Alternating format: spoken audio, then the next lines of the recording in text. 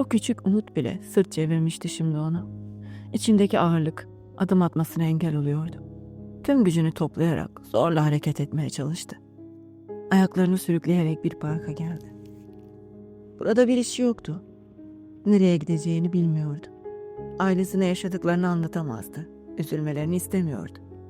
Yeni bir iş bulup burada daha iyi olacağımı düşündüm. O yüzden ayrıldım diyerek onları teselli etmeyi planlıyordu. Ama şu an hiçbir şey yapacak gücü yoktu. Bir banka oturdu ve çaresizlik içinde ağlamaya devam etti. Etrafından gelip geçen insanları izledi. Acaba onlar da benim gibi acı çekiyor mu? Çaresiz, nefessiz hissediyor mu? diye düşündü. Sadece ağlıyordu. Kaybetmek zorunda kaldığı mutluluğa, içini kavuran boşluğa ağlıyordu. Ömür boyu süreceğinden emin olduğu yalnızlığa ağlıyordu. Nehir gecenin geç bir saatinde eve geldiğinde annesi ve babasını telaşla beklerken buldu. Babası yüzündeki kaygıyı gizlemeye çalışarak "Neredeydin kızım? Niye bu kadar geciktin?" "Annen deliye döndü," dedi. Nehir dudaklarını kımıldatmaya bile güç bulamadan babasına baktı. Bu sessizlik babasının sinirlerine daha da gelmişti. Sesini yükseltmeden ama sert bir tonla "En azından arayıp gecikeceğini söyleyebilirdin," diye ekledi. Annesi kızının yüzündeki yorgunluğu ve gözlerindeki kızarıklığı fark etti. Hemen araya girdi. "Hayatım, mesaiye kalmıştır. Nerede olacak? Baksana ne kadar yorgun. Fırsatı olsa haber vermez miydi hiç? Üstüne gitmeyelim," dedi. Babası sinirli bir ifadeyle başını salladı. Ama daha fazla konuşmadı. Salona doğru yönelirken arkasına dönüp kızına kısa bir bakış attı ve salona girdi. Nehir derin bir iç çekti. Odasına geçti ve kendini yatağına bıraktı. Çok yorgundu. Annesi yanındaydı ve bu bir nebze rahatlatıyordu. Ama eksik bir mutluluktu bu. İçindeki boşluğu hiçbir şey dolduramıyordu. Bir süre sonra annesi kapıyı araladı. Telaşlı gözlerle kızını süzdü. Yatağının kenarına oturdu ve yumuşak bir sesle sordu. "Kızım, iyi misin? Neden bu kadar geciktin? Ayrıca ağlamışsın. Ne oldu? Anlat bana hadi." Nehir annesinin kollarına sımsıkı sarıldı. Ama yaşadıklarını anlatmamak için kendini zor tuttu. Gözlerini kaçırarak çaresiz bakışlarını saklamaya çalıştı ve "Bir şeyim yok anne, merak etme. Çok yorgunum sadece. Ağlamadım, sana öyle gelmiş." İşte birden yoğunluk oldu, sinirlendim. "Başka bir şey yok," dedi.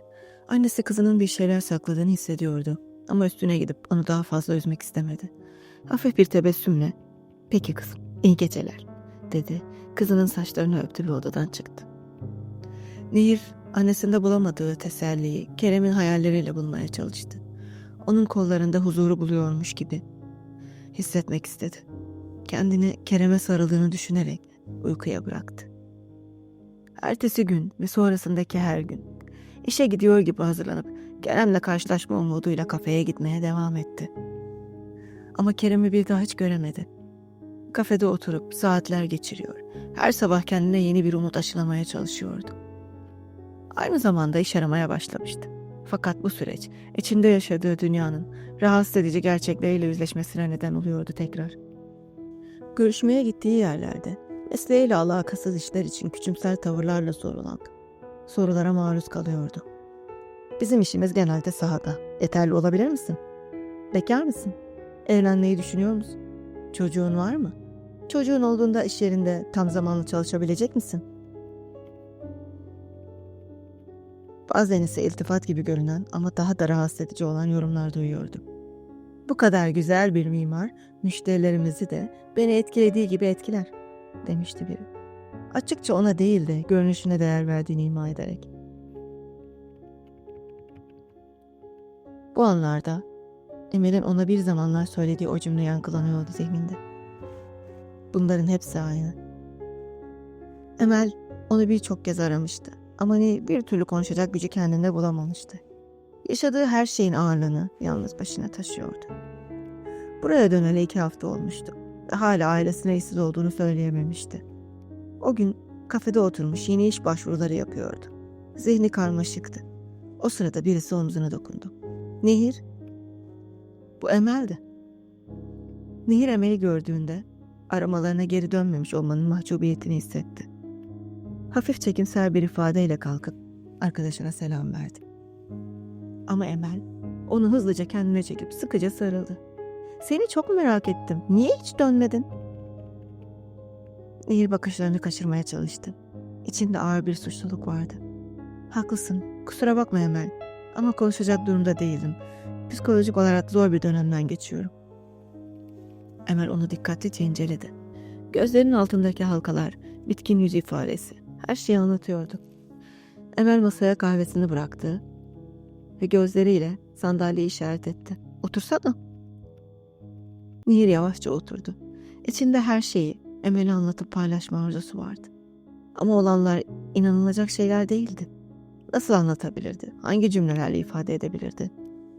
Emel bir an sessiz kaldı. Ardından derin bir nefes aldı. "Nehir, o gün neden çıkıp gittin? Can mı bir şey yaptı?" "Bir kahve almaya çıkmıştım. 5 dakika sonra bir baktım kaçar gibi gidiyorsun." Nehir Emel'in sorusuyla irkildi. Kalbi hızlandı. Gözlerini yere dikti. Kelimeler boğazında düğümlendi. "Can Bey'e sordum. Kovdum," dedi. "İnanmadım tabii," dedi gözlerini devirerek Emel. "Yanlış bir şey yapmış olmasından şüphelendim. Ama seninle konuşamadığım için emin olamadım." Nehir derin bir iç çekti. Olanları ona anlatmak aynı acıları tekrar yaşatıyormuş gibi hissettiriyordu. Kahvesinden bir yudum aldı. Emel'e doğru yaklaştı ve o gün Can'ın yaptığı her şeyi anlattı. Emel kızgın bir ifadeyle dinliyordu Nehir'in anlattıklarını. Emel, hiç utanması yok ki. Herkesin içinde bile böyle davranabilecek cesareti buluyor kendinde. "Ama neyse, sonunda olan oldu işte. Su testisi su yolunda kırılır diye boşuna dememişler," dedi. Nehir şaşkın bir şekilde Emel'e baktı. "Nasıl yani, ne oldu?" dedi. Emel, "Duymadın mı?" diye sordu. Nehir, "Neyi duymadın mı?" dedi. Hem şaşkındı hem de merak etmeye başlamıştı. Emel Nehir'e doğru eğildi. Başına gelenleri hak ettiğini düşündüğü birinin yaşadığı durumu anlatırken üzülmek yerine sevindiğini belli etmekten çekinerek, "Sen gittikten bir hafta kadar sonra işten çıkarken bir adam gelip Can Bey'i vurdu. Karısına uygunsuz mesajlar atıyormuş. Kadın bir türlü ikna edememiş suç olmadığına, taciz edildiğine." Emel'in sesi titremeye başlamıştı. "Biliyorsun, maalesef bu durumlarda kadının sözü yok sayılır. Önce kadını vurmuş, sonra geldi Can'ı vurdu," dedi Emel. Nehir şaşkınlıktan gözlerini kocaman açmış, adeta nefes bile almadan dinliyordu olanları. Her şeyin nasıl bu noktaya geldiğini anlamıyordu. İçinde bir boşluk vardı ama acı ya da üzüntü yerine sadece bir sessizlik hissi vardı. Can'ın başına gelenler ona hiçbir acı vermiyordu. Sevdiğini kaybetmenin acısını yaşayan biri için diğerlerinin yaşadığı acılar sanki daha uzak, daha önemsizdi. Kenan Bey de, eşi de perişan oldu. Adam hapiste şimdi. Ne kadar yatacak bilmiyorum. Olan kadın oldu işte. Suçsuz yere hayatından oldu," dedi Emel. Umutsuzca bir iç çekerek. "Çok üzgünüm. Gencecik kadın. Hem tacize uğruyor hem de kendi suçuymuş gibi ölüme mahkum ediliyor. Suçlu bile olsa bedelin ölüm olması gerektiğini kimse söyleyemez," diye ekledi. Başını üzgün ve kırgın bir şekilde bükerek birkaç kez derin bir nefes aldı ve aslında sadece buna neden olan Can ve kadının sözlerini duymazdan gelerek hayatını elinden alan adam suçlu. Ama kadın yine de boş yere bedel ödüyor, dedi Emel. Gözlerinden üzüntü ve öfke okunuyordu. Ağzından çıkan kelimelerden çok daha fazlası gözlerinde bağırıyor ve isyan ediyordu. Nehir, inanamıyorum bu olanlara. Hem kendi hayatını hem de başkalarının hayatını yok etmiş. Kadının ailesi ne haldedir kim bilir, dedi. Gözleri dolmuştu. Sözcükler boğazında düğümlenmiş gibiydi. Bütün bunlar yüzünden bu dünyadan gitmiştim. Ama hayat beni tekrar bu dünyaya dönmek zorunda bıraktı, diye geçirdi içinde. İkisi de bir süre sessiz kaldı. Önlerindeki bardaklara dalmış, düşüncelere gömülmüşlerdi.